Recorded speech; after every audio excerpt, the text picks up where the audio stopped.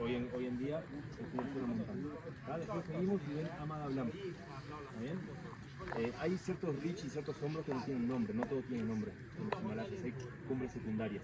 ¿Hombros se llaman? Hombros se llaman, si lo pueden decir hombros o shoulders, como yo tengo hombros, que no todos tienen nombre. ¿No? Entonces, esta sí tiene Amada Blanc y es Amada Blanc con su hombro derecho. ¿No? Lo podemos decir el hombro Nos mira a nosotros. Amada tiene dos hombros. Amada Blanc vamos a ver durante todo el viaje. Tamserku, ¿la ven acá? Todos son Tamserku y que es un cangurú, aquella allá que tiene 3 cumbres. ¿Está bien? ¿Alguien sabe los Himalayas cómo se formaron? ¿O de todas las cadenas montañosas? Eso es lo último que estudié. ¿Sí? Los Himalayas piensan que son las más antiguas o las más jóvenes. Las jóvenes. Son las más jóvenes. La cadena montañosa más joven de nuestro planeta se formó hace solamente 15 millones de años. Y se sigue formando, crece 1 centímetro aproximadamente por año. En 1 millón de años puede crecer 1 kilómetros, probablemente. Está bien, 1000 metros. Los Himalayas se formaron hace 15 millones de años. Cuando, si alguien vio Gondwana, cuando todos los continentes estaban juntos, el subcontinente indio es una placa aparte, ¿tá? Se separó desde África y empezó a navegar hasta que chocó con la placa asiática. En este lugar había un océano que se llamaba el océano de Tetis. ¿Tá? Por eso en los Himalayas se pueden encontrar piedras corales. Entonces cuando choca con la placa asiática, lo que es hoy Tíbet o China era una pradera muy verde, muy fértil, con llegada al mar, con muchos lagos y estaba a nivel del mar obviamente. Pero cuando chocan con el subcontinente indio, como un viaje de millones de años, esta placa, que se llama el subcontinente indio, al ser más chica y ser más blanda, se hace un acordeón. Y la placa asiática, al ser más grande y ser más dura, simplemente se eleva.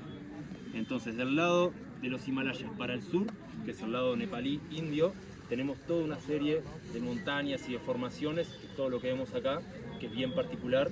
Y del lado norte tenemos un paisaje totalmente diferente. Tenemos un altiplano que está a 3000 metros sobre el nivel del mar ahora y que un lugar que era muy fértil ahora se transformó en un lugar muy desolado. ¿Por qué? Porque el calor que viene del sur, acá el calor viene del sur, es decir, todo el calor que se forma en el sur de India, Sri Lanka y todo lo demás, se acumula, condensa, viaja hacia el norte por las corrientes de aire y no pasa hacia el otro lado. Choca contra los Himalayas y vuelve en forma de monzón. Y esas son las lluvias importantes que tenemos acá en julio, agosto y septiembre. Pero las lluvias no pasan para el otro lado. Entonces el Tíbet quedó como un lugar muy seco, muy desolado y que ya no es tan fértil. Son bien diferentes el norte y el sur. El norte es uniforme en cuanto a su cultura. ¿Por qué? Porque al ser, si bien es muy grande, al ser plano, la gente podía viajar. Recorrer 20 kilómetros en el Tíbet no es difícil, las caravanas se movían. Entonces eso hizo que la cultura se uniformice. Toda la cultura tibetana es una. Pero del lado nepalí tenemos más de 100 etnias, 120 dialectos, un montón de creencias y demás, porque este valle que tiene hasta Lukla capaz que 8 kilómetros, 10, 12 o 20, lo que sea, pero para comunicarme con el otro, quizá la gente nunca cruzaba y se podían desarrollar culturas bien diferentes. Entonces esa es la diversidad cultural del sur de los Himalayas. La gente empezó a habitar los Himalayas hace 500.000 años. Es decir, 15 millones de años se formaron y hace 500.000 años se cree que había más nieve, obviamente no, se cree que había más nieve, más glaciar, entonces la gente podía viajar más, podían cruzar los pases. Lugares que ahora son rocosos y son más difíciles de cruzar, la gente en buena temporada lo podía cruzar. Entonces fueron habitando las diferentes zonas de los Himalayas, pero este valle está habitado hace 800 años, más o menos como le conté ayer, la llegada de los Sherpas. La parte baja sí que está habitado hace cientos de miles de años, pero la parte alta hace 800 años más o menos. Desde el principio igual, la gente de los Himalayas nunca pensó en subir hasta arriba, ¿no? Nunca pensaron en subir hasta arriba, por lo que vivían los dioses, porque para el budismo arriesgar la vida no tiene sentido, entonces nunca se creyó subir hacia arriba y siempre las montañas se vieron como un lugar sagrado, un lugar donde descansaban los espíritus. El Everest tiene 3 nombres. Everest es el último nombre, bueno, no el último, el penúltimo, pero es el nombre occidental y ahora le voy a contar por qué. Chomolungma es el nombre original. Chomolungma es el nombre que se le da al tibetano, que se lo dieron mucho antes que llegaran los occidentales acá, y significa diosa madre de la tierra. Es decir, se entiende que capaz que los tibetanos ya sabían que el Everest, lo que hoy llamamos Everest, era la montaña más alta de todos. ¿Cómo se dieron cuenta? Generalmente cuando se pone el atardecer, al último lugar donde le da el sol, es al Everest. Eso se puede ver desde Kalapatar. Baja el sol, todo empieza a quedar oscuro porque el sol está más abajo, ilumina la punta del Everest, entonces capaz que de esa forma se dieron cuenta. Tercer nombre es Sagarmatha, es es el último nombre que se le dio cuando el Everest quedó dentro de Nepal o en la frontera de Nepal y China en realidad, o Nepal y Tíbet, y ahí los nepalíes dijeron, bueno, vamos a poner un nombre, se le puso Sagarmatha, que significa frente de la tierra que toca el cielo. Porque si la tierra estuviese así, la parte más alta, la frente que toca el cielo, es el Everest. ¿Cuándo se nombró Everest? En 1852 se descubrió que el Everest, o Chomolungma, era la cumbre más alta de los Himalayas. Los ingleses fueron los primeros en medir los Himalayas, ¿tá? Los ingleses tenían la Compañía Oriental de las Indias en India, entonces siempre fueron muy de la topografía y bueno, les dio mucha curiosidad y siempre midieron los Himalayas, tenían una compañía especializada en topografía, una asociación, y medían los Himalayas.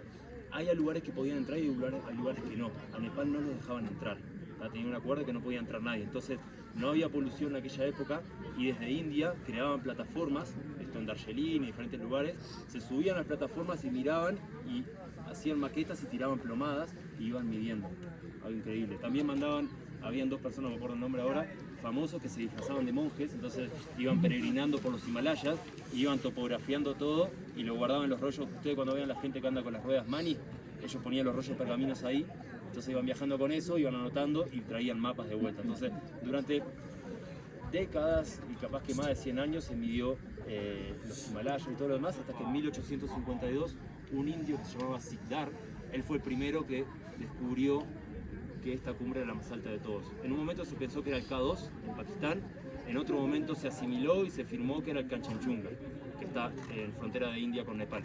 Pero en 1852 él dijo que esta cumbre, que le llamaban la cumbre 15, si no me acuerdo, o el pico 15 se le dice en inglés, era la más alta de todas y mandó un telegrama a Inglaterra para avisar. Y lo midió con sistema de plomadas y sin nunca haber visto la montaña en 8.840 metros. Le erró por 8. Nada más. Sin computadora, sin GPS, sin nada. Lo manda a Inglaterra y empiezan a hacer los análisis y después de 10 años le dicen que tenía razón y ahí asimilan a esta montaña como la más alta de todas. El que empezó la asociación esta topográfica de los ingleses se llamaba George Everest. No fue el primero que subió, de hecho nunca lo vio. Entonces se hizo una convención en Inglaterra, les nombraron la nueva montaña como la más alta de todas, 8.840 metros a nivel del mar, y George Everest siempre dijo que a las montañas se les respeta el nombre original. Por eso se llama Amada Blanc, Kanchenjunga, Tamserku, todos los nombres Pumori, son todos nombres autóctonos, locales. El único que tiene nombre inglés es Everest.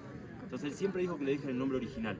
Pero con esta última dijo, bueno, le quieren poner mi nombre, no pasa nada. Y antes de morirse firmó que le pongan su nombre. Y desde ahí se llama Mount Everest. ¿Está bien? 1852, la montaña sube por primera vez 100 años después. Es un montón.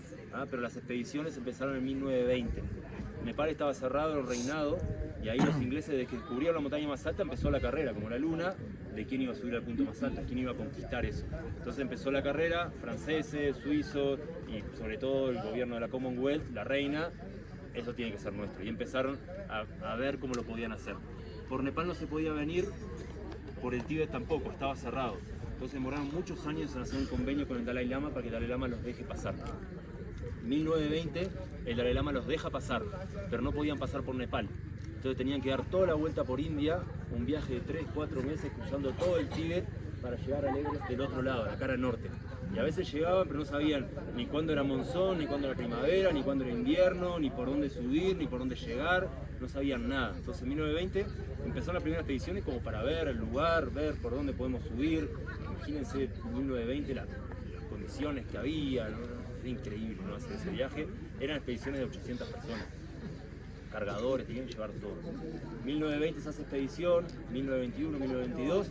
En 1922 viene un escalador famoso que se llama George Mallory. Capaz que alguien lo escuchó hablar alguna vez. George Mallory era maestro de escuela, pero en ese momento se hacía como la sociedad de alpinismo. No era como ahora de cada uno buscar su gloria a la montaña o su cumbre. Antes era por equipos y en ese momento era por nacionalidades. Era una conquista de la reina, iba representando a la reina. Lo mandan, entonces hacían equipos de alpinistas, se organizaba como una organización militar. Se ponía el jefe de expedición, que era militar generalmente, y Hunt era uno de los jefes famosos, y traen a Mallory como uno de los escaladores, los elegían y demás. Entonces venían viaje en barco hasta India, Mumbai, viaje en tren al norte de India, elegían los porteadores, los sherpas y demás, y ahí empezó todo el comercio de los porteadores y los sherpas. Entonces la gente del Valle de Solokhumbu empezó a migrar hacia Darjeeling, que es una zona norte de India, de donde salían las expediciones para cruzar el Tíbet. Y ahí se empezó a ir gente desde ese momento, desde acá, a buscar trabajo como sherpas, como porteadores, o como guías de montaña también, porque eran los únicos que conocían los pases para los ingleses. Elegían su gente, daban un viaje de un año, 6 meses, lo que sea, y después empezaban a volver. George Mallory viene en el 1922, y él se dice que era un gran alpinista, un gran escalador, y él se mimetizó con la montaña, él realmente quería llegar hasta arriba, y en 1922 pasa un accidente que fue famoso también, que fue la primera tragedia, si se quiere, el Everest, que habían dicho, el coronel que había dicho que mandaba la expedición le había dado por cerrada. Era julio, no se puede subir en julio, mucha nieve, calor y demás, y ya habían ascendido como quizás, no me acuerdo ahora exacto, 6.000, 7.000, lo que sea, y lo habían dado, bueno, cerramos la expedición, hay mucha nieve acumulada, ya no se puede subir, volvemos el año que viene. Una mañana se levantan, Mallory no estaba y se había llevado 8 sherpas. Se había llevado 8 sherpas, atados sus cuerdas, avanzaron la montaña, llegaron a más de 7.000, vino una avalancha, se llevó a los sherpas y él sobrevivió. Y cuando volvió lo acusaron obviamente de que le había causado ese accidente. Cuando vuelve a Inglaterra lo juzgan y lo dejan un año sin venir a la montaña. Pero en 1924 le dan el permiso, es decir, ahí el Dalai Lama daba permisos cada tanto para venir, le dan el permiso de vuelta a Inglaterra para que pueda venir al Everest, y cuando van a armar el equipo, el único que había estado tan alto de todos los humanos, más de 7.000 metros, era Mallory. Entonces lo llaman de vuelta, le dan el lugar a la expedición y él hace una conferencia de prensa muy famosa que dice: esta vez subiré a la cumbre o me estrellaré los dientes contra su roca, o me estrellaré los dientes contra ella. Y como dice, o la cumbre o la muerte. Entonces hacen todo el viaje de vuelta, bla, bla, bla, llegan al campo base, empiezan campo 1, campo 2, y van avanzando relativamente bien, más de 7.000, y en un momento le toca, como ahí hacían los más fuertes, abrían camino, armaban campamento, después le tocaba a los medianos, iban hasta ese campamento, equipaban el otro. Entonces los buenos alpinistas más livianitos salían la última vez con todos los campamentos armados, con todos los campamentos equipados hacia la cumbre. Le toca el momento de Mallory y él elige a su compañero, a Evans. Evans era un chico que tenía 18, 19 años, que en realidad no era alpinista, era fotógrafo. Se dice que lo eligió porque era fácil de manipular, le podía decir que sigan, que sea, ¿no? Entonces él elige a Evans, se lo llevan para la cumbre, arman todos los campamentos, y una noche cuando van a atacar la cumbre, a la mañana siguiente los empiezan a ver con telescopio y los ven que están llegando hacia la cumbre, están en el último escalón, suben más de 8.000 metros, y cuando estaban ya en la última parte, 8.600, no me acuerdo exactamente la altura ahora, mirando por el telescopio, viene una nube, y cuando la nube desaparece, Mallory y Evans desaparecieron para siempre. ¿Bien? Nunca se sabe si subieron, cerca de la década de los 90 encontraron su carpa de vuelta. En la carpa tenían como las cosas como que habían salido hacia la cumbre, como que habían pasado de regreso. Después se encontró el cuerpo de Evans, algunos dicen que estaba bajando. Este año, hace 2 meses, 3 meses, encontró el cuerpo de Mallory. También dicen que estaba bajando, que se había desbarrancado bajando. Entonces se entiende que ellos hicieron la primera cumbre, pero no bajaron vivos. Entonces eso fue en 1924, empezaron las guerras mundiales y se acabó lo que fueron todas expediciones de montaña durante muchos años. Termina la Segunda Guerra Mundial en el 47 y ahí empieza la carrera de vuelta por subir al Everest. La corona británica empezó a perder todas las colonias que tenía, entonces lo único que le quedaba a la corona, bueno, conquistar el Everest para aumentar un poco su poder o lo que sea que buscaban en esa época. Y ahí el Tíbet había cerrado de vuelta, Nepal abre sus puertas para que los montañistas puedan venir por Nepal. Pero el rey de Nepal en esa época dice: le voy a dar un permiso a cada país por año. Entonces la carrera estaba entre los ingleses, los suizos y los franceses. ¿Está bien? Cuando empiezan a organizar las expediciones, a partir del 47, cada uno va tirando un año diferente. Al final venían las expediciones occidentales, pero los que sabían la ruta eran los sherpas. Los sherpas eran los mismos siempre. Y ahí empieza la carrera de Tenzin. Tenzin es era un sherpa de acá de la zona de Tame, del valle de ahí adentro. A los 16 años había ido caminando a Darjeeling porque soñaba con subir al Everest. Se dice que fue el primer sherpa, no lo hacía tanto por trabajo, sino por él le gustaba, él quería subir al Everest y siempre lo manifestó así. Entonces de niño se fue a Darjeeling a buscar trabajo como porteador y enseguida aprendió inglés. Entonces desde el principio, ahí cuando empezaron la segunda vuelta de expediciones al Everest, después de la Guerra Mundial, él fue Sikdar. Sikdar era el jefe de todos los porteadores que hacían el enlace como con los ingleses o con los extranjeros de turno. Entonces él fue siempre jefe de los porteadores, los sherpas y todo más, porque entendía el inglés y porque era buen escalador. Entonces lo contrataban los franceses, lo contrataban los suizos, lo contrataban los ingleses. Él tuvo, para ahora, pero quizá 8 expediciones al Everest. ¿Cuántas expediciones tú sabes? How many expeditions you make in Everest? Tenzin, maybe 12. Más de 12, es decir, venía todos los años y siempre como jefe y como escalador. Entonces siempre iba con los escaladores hasta arriba. En 1952 le toca el permiso. Cada año que venían van avanzando más. Primer año que vienen, se suben a la cascada de hielo, miran, descubren la cascada de hielo, descubren el Valle del Silencio y dicen, bueno, es por ahí. Segundo año vienen los demás y dice, bueno, ¿cómo?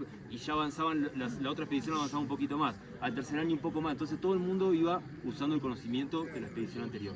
En 1952 le toca el permiso a los suizos. Ya para 1950 habían avanzado mucho, habían llegado a los 8000, habían descubierto la ruta, que es la misma que se usa hoy, la ruta normal.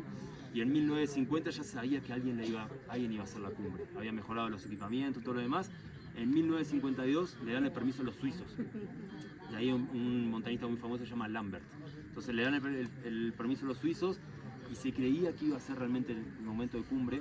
Vienen los suizos, contratan a Tenzin, hacen toda la vuelta, caminan desde Katmandú, Shiri, suben por acá, Lukla caminando, hacen su primer campamento, era donde está Tengboche, porque es el lugar que hay más explanada para acomodarse, entonces paraban ahí 200, 300 porteadores, de ahí empezaban a mandar para arriba. Hoy tiran escaleras de aluminio, pero en ese momento no había, entonces cortaban árboles, troncos, los ataban, cargaban los troncos de los árboles hasta arriba, tiraban, ataban, subían, una expedición militar. Algunos venían como con tipo lanzagranada, una cosa así, para desatar las avalanchas, tirar a la montaña para que la avalancha baje, después subir. Era una expedición realmente militar.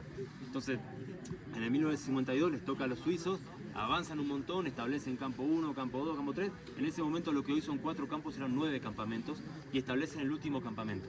El último campamento, 8400 metros sobre el nivel del mar. Le toca el momento de ir a Lambert y a Tenzin. Van Lambert y Tenzin, ellos eran muy amigos, a diferencia de Hillary y Tenzin, que no eran tan amigos, después quizás sí, pero Lambert y Tenzin eran muy buenos amigos, eran como partners de escalada.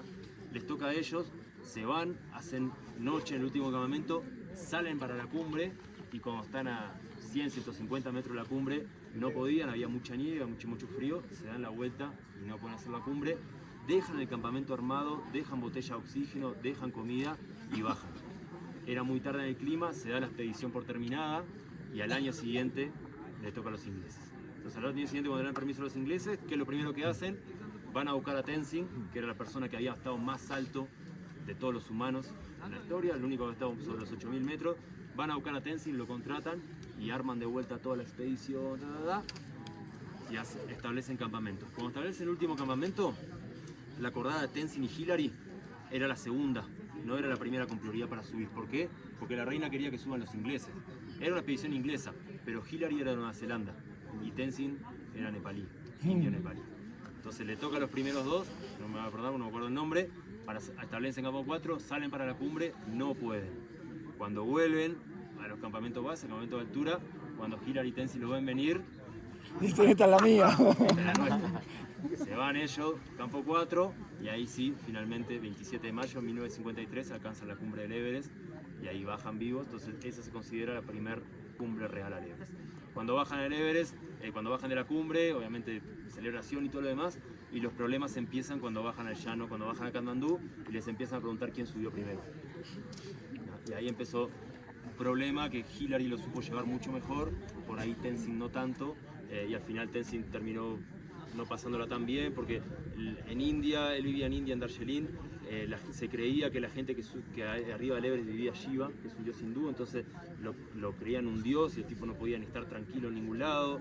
En Inglaterra le pasaban preguntando quién había sido primero, él dijo que una vez fue él y otra vez dijo que fue Hillary, entonces que fue él y la prensa lo enloqueció. Hillary tenía por ahí mucho más respaldo, entonces lo supo llevar mucho mejor, Tenzin no tanto, entonces la vida de cada uno fue para un lado y para el otro después de esa cumbre. Hillary sí que siguió muy ligado al Valle de Solokhumbu y a partir de ahí se encargó de desarrollar mucho el Valle de Solokhumbu. Hizo una fundación, creó una escuela, creó el aeropuerto de Lukla. Él creó el aeropuerto de Lukla para crear el hospital de Kumjung, para traer los materiales, y en el aeropuerto de Lukla, en un accidente aéreo, murió su esposa y su hija. Entonces, el área conoce como padre de Solokhumbu. Se lo conoce como el padre de Solokumbu. Capaz que es más reconocido. Los dos son reconocidos. Esa estatua que ven ahí es Tenzin Norgay. Sí. Pero Hillary es muy reconocido porque hizo muchas cosas buenas, muy buenas para los Sherpas, muy buenas para el turismo, muy buenas para el Valle de Solokumbu y se dedicó a desarrollarlo. Y a partir de 1953 empezaron las expediciones, al principio siempre por países y empezaron las expediciones comerciales en la tragedia de la película Everest en 1994. 98. Sí. 98. Para el 98 empezaron las expediciones más comerciales como se conocen hoy, que ya es otro deporte, nada que ver a lo que se hacía antes. ¿Está bien? Así que esa más o menos la historia de... Yo leí algo en estos días que ¿cómo se llama? ¿Hillary? Sí, Hillary. Edmund Hillary. Quería comprar el terreno de Lukla porque era lo más plano que había. Sí, pero no lo compró de los Sherpas. No lo querían vender. Ok. Y como que él de alguna manera embriagó a la gente para convencerla de... Algo así, la historia No lo sé, que... no. Hillary hizo la cosa siempre muy bien, como prolijo y nunca... Él no tiene hoteles acá, no tiene negocios. Es sino una fundación y se dedicó siempre a desarrollarlo. Nunca le dedicó todo a los Sherpas y los Sherpas desarrollaron. Entonces, él nunca hizo... nunca él se dedicó, podría haber sido el primero y dijo, voy a traer y voy a hacer negocio. Nunca lo hizo, por eso es muy respetado en la zona. Después, el Everest siempre ha traído a gente de diferentes maneras, hasta que hace la vuelta más arriba a la cumbre. Hay historias que después les pueden leer un libro que tengo en la página web, lo pueden ver, se llama Everest, en español, que cuenta toda la historia de la gente que lo ha subido. Hay gente que se quiere, no sé, subirlo sin camiseta, hay gente que vino en bicicleta, lo quiso subir, otro que lo quiso subir sin comer, cualquier cosa, ¿no? El Everest siempre ha despertado la curiosidad de todos. Hay un montañista que es muy importante, que se llama Reinhold Messner, por ahí alguien lo ha escuchado. Es el único que tiene una medalla olímpica de montañismo, se lo dio el Comité Olímpico por todas las hazañas que había hecho. Él fue el primer montañista que subió sin oxígeno. ¿Está bien? En el 53 subieron con oxígeno, pero Messner en el 78 era un gran montañista. Hay una película, él se crió en las Dolomitas, si no me equivoco. Y escalaba, era hijo de cabreros y él escalaba paredes imposibles con el hermano y siempre soñaba con, él era escalador. Y él soñaba con la pared de Nanga Parbat, que tiene una pared a 7000 metros, así impresionante, y él soñaba con ir a esa pared a escalar y hacer la ruta 360, de subir por esa pared y bajar por el otro lado. En un momento cuando puede hacer esa expedición, muere el hermano de él en esa expedición. Entonces hay una película en YouTube muy buena que el filma, tiene muchos libros si lo quieren leer, es súper interesante. Y él fue el primero que dijo, voy a subir a los 8000 sin oxígeno. Todo el mundo le decía que era imposible, nadie había estado 8000 metros sin oxígeno. La gente pensaba que te podías morir a 78. Entonces, ¿qué hace él? Se viene a Nepal y alquila una avioneta. Entonces le pide que sobrevuela 8800 la zona del Everest y abría la cabina y veía si no se moría. Si se moría, no se moría. Entonces abre la cabina y se queda ahí, no me muero. Voy a subir, el humano no se muere, se puede vivir. No se sabía, ahora es muy fácil, que 30%, que no sé qué, pero en esa época era otra cosa. Entonces va a subir el Everest, lo sube con un compañero de él, pero no me acuerdo el nombre, capaz. No me acuerdo. Sube con un compañero. Con un italiano también sube. Un italiano. Suben los dos al Everest sin oxígeno, primeras personas en hacer el Everest, en hacer una montaña 8000 sin oxígeno. Bajan y cuando bajan en una conferencia de prensa, el compañero de él empezó, que sí, que estamos no sé qué, pero en un momento Reinhold tenía miedo y lloró en la carpa porque no lo podíamos hacer, no sé cuánto. Entonces Messner se enojó, le dijo que era un marica y que él había subido gracias a él y él iba a demostrar a todo el mundo que podía subir solo. Entonces a partir de ahí él decidió subir siempre solo. Fue la primera persona que subió los 14 8000 sin oxígeno en solitario.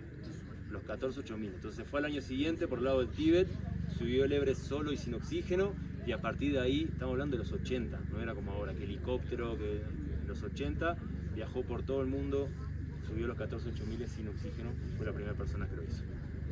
¿Saben? Después, ahora suben sin oxígeno pero con otra tecnología. Hay 14 8000 en el mundo, 14 reconocidos porque tenemos algunas subcumbres, 8 de los cuales están en Nepal, 5 de los cuales están en Pakistán y 1 está en China. ¿Saben? Muchos de ellos son frontera, como el Everest en realidad frontera, Nepal y China, pero se dice que está en Nepal para no hacerlo en China. Así que 14 8000. También algo importante es que cuando subieron la primera vez a la cumbre, era la primera vez, yo leí que era la primera vez que una cordada bajaba e instantáneamente subía otra. Entonces le fue mucho más fácil porque la huella estaba abierta. Ellos no tenían que abrir huella a 8800 metros que las piernas te quedan detonadas. Entonces eso también ayudó mucho a que suban la primera vez en el 53 o 52, no recuerdo qué fecha era. Subían como equipo, ¿no? Subían con cordada. 53, entonces, ¿no? ¿53? ¿53? 52, 52, 53. Entonces, nada, no es lo mismo pisar la nieve y meter el pie 1 metro a que ya la huella está abierta. Hoy Valle de Solukhumbu es de los valles más ricos de Nepal. Es de la zona que tiene más turismo. Antes era Annapurna, ahora es el Everest. Desde aquel momento los Sherpas, la comunidad acá, que ustedes ya saben quiénes son, se dedicaron a trabajar en el Everest, sobre todo en las expediciones comerciales. Ahí empezaron a hacer la diferencia. Entonces cuando empezaron a venir las expediciones comerciales y a gestionarlas, operarlas, obviamente les fue muy bien. Entonces la primer camada de todos los Sherpas fueron grandes montañistas, todos de esta zona, van a conocer algunos de ellos. Todos ellos que subieron 12, 13, 14 veces al Everest, generalmente sus hijos no lo hicieron, entonces ellos siempre buscan que sus hijos no tengan que subir al Everest. La mayoría, capaz que algunos no, pero diría que todos, los hijos de esos primeros Sherpas estudiaron en Estados Unidos, abogados, y viven en Estados Unidos, Inglaterra, otros lugares. Entonces el Everest, o los 8000, pero en su momento el Everest es quien manda, ha cambiado de dueño, como decimos nosotros. Al principio era otra agencia que se llamaba Tamserku, y era toda esta camada de hombres que por ahí tienen 50, 60 años. Cuando sus hijos iban a tomar esas empresas no eran, entonces le tocó a otras familias. Hoy realmente son la gente de la zona de Makalu, que también son Sherpas, como ellos en los 2000 no habían tenido la posibilidad de estudiar en Harvard, además, ellos son los grandes montañistas ahora. Por ahí cuando los hijos de los que están hoy, o cuando los que están hoy se retiren, son los de Seven Summits y todos ellos, cuando ellos ya sean grandes y se retiren, capaz que cambia, pero puede ser que sus hijos ya no sean montañistas y le toque a otros. Entonces se va rotando un poco el montañismo. Los chicos de este valle, que nacieron en este valle, muchos sí, obviamente, pero muchos de los que tienen 20, 30 años no son montañistas, sino que son profesionales. Pero en otros valles sí, no tienen otra que ser montañistas, entonces sí que son montañistas trabajando en este valle. Entonces se va rotando un poco. Al principio eran Serco y a Seven Summits y después le va. Hay una